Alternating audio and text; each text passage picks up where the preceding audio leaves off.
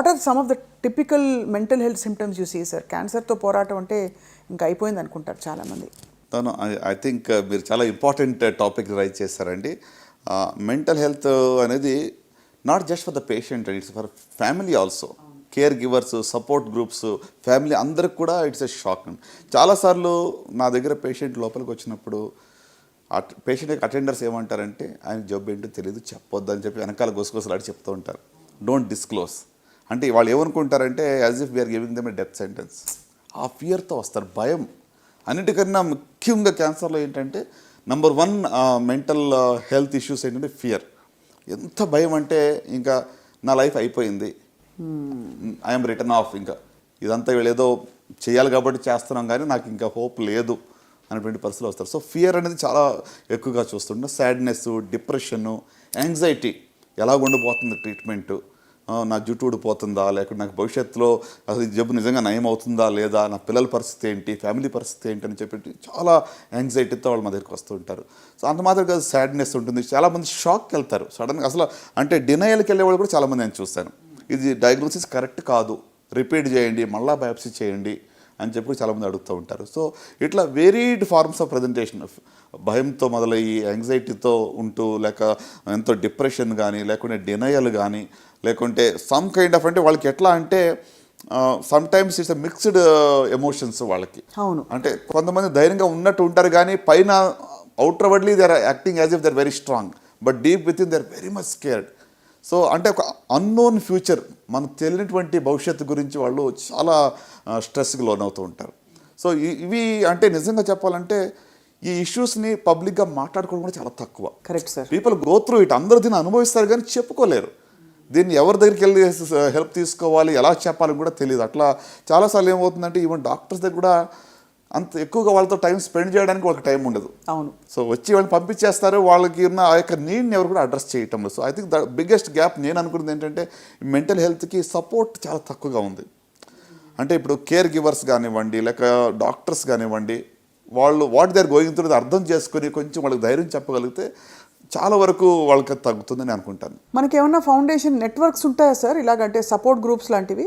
అయ్యో డెఫినెట్లీ అండి. అంటే ఒకటండి, ఇప్పుడు ఈ స్ట్రెస్లో రావడము, లేక యాంగ్జైటీ, ఫియర్ రావడం అనేది సర్వసాధారణం. ఇదేదో వింతైన ప్రాబ్లం కాదు.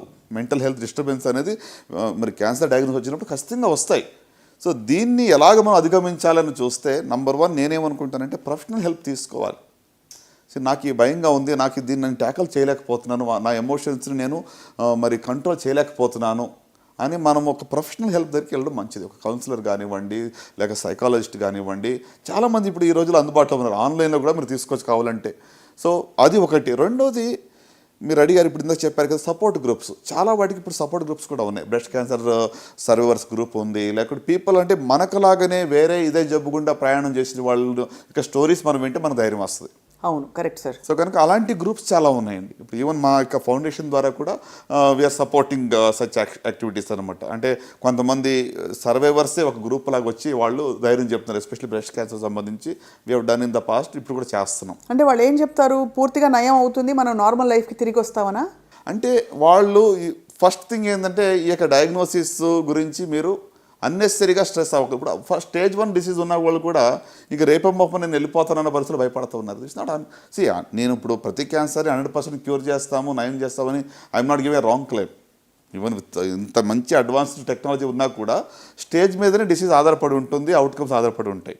But at the same time మనం మేనేజ్ చేయగలిగింది, మనం నయం చేయగలిగింది కూడా నయం కాదు అనుకునేది ఎక్కువగా కనబడతా ఉంది.